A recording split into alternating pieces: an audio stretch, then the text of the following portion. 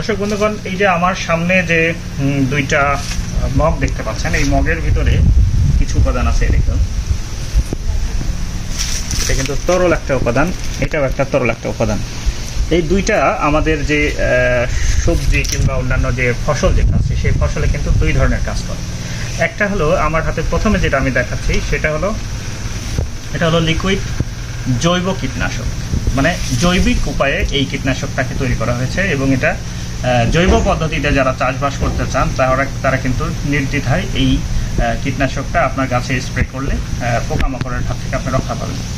আর এখানে দেখতে পাচ্ছেন, এখানে আরেকটা আছে, এটা হলো তরল ছত্রাকনাশক। এটাও কিন্তু জৈবিক উপায়ে তৈরি করা। এই যে ট্রাইকোডার্মার যে লিসেট যেটা আছে, সেই ট্রাইকোডার্মার লিসেট থেকে এইটা তৈরি করা হয়েছে। তো আমি একটু এই দুইটা সম্পর্কে আমাদের সালিকুর ভাইয়ের কাছ থেকে একটু জানতে চাচ্ছি। ভাই, এই যে কীটনাশক আমরা যেটা দেখছি, এই কীটনাশকটা আপনি কি কি উপাদান দিয়ে তৈরি করেছেন? এই কীটনাশকটা আমি তৈরি করেছি নিমের পাতা, মেহগনির বীজ, কাটারি, তার তামাকের পাতা, আচ্ছা, এখান থেকে তৈরি করেছি।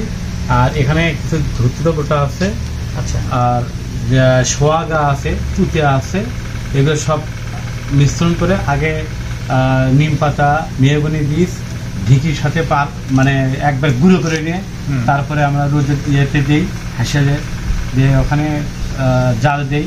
যখন উত্তপ্ত হয়ে যায়, ফুটে ওঠে, তখন আমরা ওটা নামিয়ে রাখি। নামিয়ে রাখার পরে যখন ঠান্ডা হয়ে যায়, ওরা নেটিং করে সেঁকে নেই। সেঁকে নেওয়ার পরে ওখানে ওরই মধ্যে আপনার পরিমাণ মতো তুতে এবং সোয়াগা এবং কিছু ডিটারজেন্ট পাউডার দিই। দেওয়ার পরে ওটা একসাথে ঘাঁটিয়ে নিই। ঘাঁটিয়ে নেওয়ার পরে যখন মিশ্রণ হয়ে যায়, তখন ওটা ব্যবহারের উপযোগী হয়ে যায়। এটা হচ্ছে এই ভেষজ বাগাইনাশক তৈরি করার মানে মূল যে প্রসেস, যেটা এভাবে আপনি এটা তৈরি করেছেন। তো এটা আপনি তৈরি করার পরে এটা আপনি আপনার যে জৈবিক যে চাষবাস যেটা আপনি করেন, সেখানে কি আপনি নিজে স্প্রে করেছেন? আমি নিজে স্প্রে করি এবং কিছু কৃষককে দিই, কিছু কোম্পানিকে দিই এবং কিছু এনজিওকে দিই।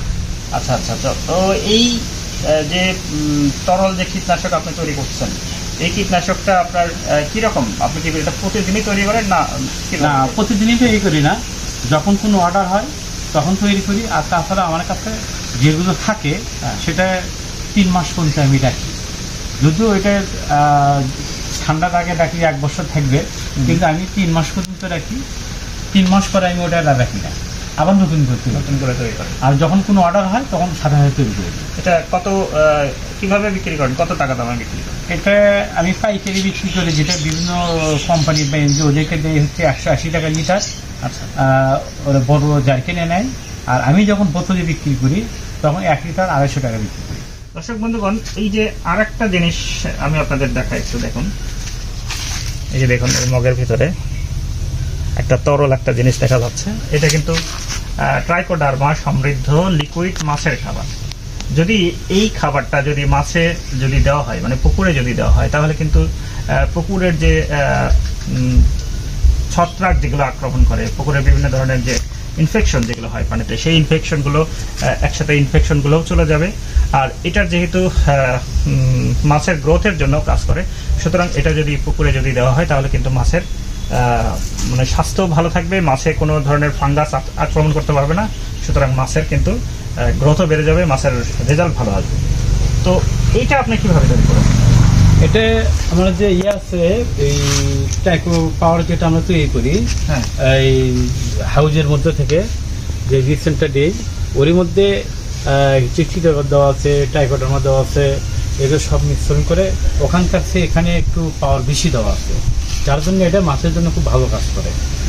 বিভিন্নভাবে আমরা পরীক্ষা করছি এবং বিভিন্ন জায়গাতে এটা আমরা দিই। এটার ভিতরে আপনি বললেন যে চিটাগোল্ড দেওয়া আছে।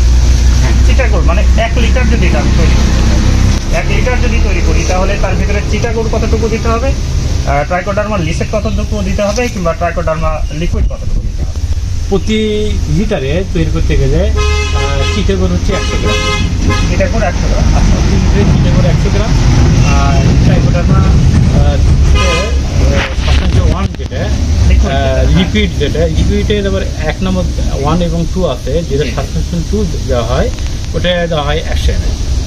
এটা 100 ml 100 ml হলো ট্রাইকোডার্মার সাসপেনশন, 100 গ্রাম হলো চিটাগো।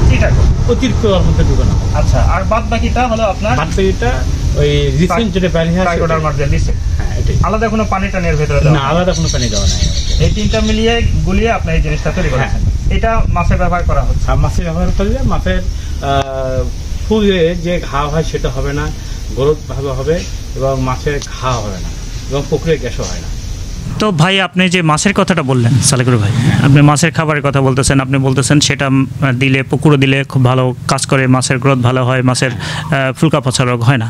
তো এটা আসলে পুকুরে কিভাবে দেবে, মানে ডোজটা কীরকম? এটা প্রতি 10 লিটার পানির মধ্যে 1 লিটার মাছের খাবার দেবে, দিয়ে ভালো করে নাড়াচাড়া করবে, করে পুকুরে ছিটে দেবে। প্রতি বিঘেতে দিতে হবে 2 লিটার। 2 লিটার মাছের খাবার, 20 লিটার পানি এর সঙ্গে মিক্স করে গোটা পুকুরে ছেড়ে দেবে প্রতি বিঘেতে। এটা কতদিন পর পর দেবে? এটা বেশি দিনের সমস্যা নাই, অর্গানিকের কোনো পার্শ্ব প্রতিক্রিয়া নাই। তো এটা মোটামুটি ভালো রেজাল্ট পাইতে গেলে কতদিন পর পর দিলে ভালো রেজাল্ট পেতে গেলে 15 দিন পরে দিলে ভালো হয়। এমনি তো খাবার সবসময় দেওয়াই হয়, 15 দিন পর দিলে ভালো হয়, তাহলে খুব ভালো রেজাল্ট পাবে। তো দর্শক বন্ধুগণ, আমরা এই সালেকুর ভাইয়ের যে বিভিন্ন যে জৈবিক যে চাষবাস, জৈবিক যে কার্যক্রম, সেই কার্যক্রমগুলো আপনাদের দেখানোর চেষ্টা করেছি। তো আজকে আমরা শেষ করব। তো যাবার আগে, যেহেতু সালেকুর ভাই জৈব কৃষি নিয়ে দীর্ঘদিন ধরে এখানে কাজ করতেছেন, তিনি এই জৈব কৃষির জগতে আমার দেখা সবচেয়ে, এই এলাকার ভিতরে সবচেয়ে প্রবীণ একজন লোক। তো তাকে আমাদের নিখাত অ্যাগ্রো ভিলেজের পক্ষ থেকে, যেহেতু আমরাও জৈব সার প্রোডাকশন করি, নিখাত অ্যাগ্রো ভিলেজের পক্ষ থেকে তাকে আমাদের জন্য 1 কেজি জৈব সার আমরা আজকে উপহার হিসেবে তুলে দিচ্ছি। আপনারা সবাই ভালো থাকবেন, সুস্থ থাকবেন, এই প্রত্যাশায় আজকের মতো এখানেই বিদায় নিচ্ছি। আল্লাহ হাফেজ।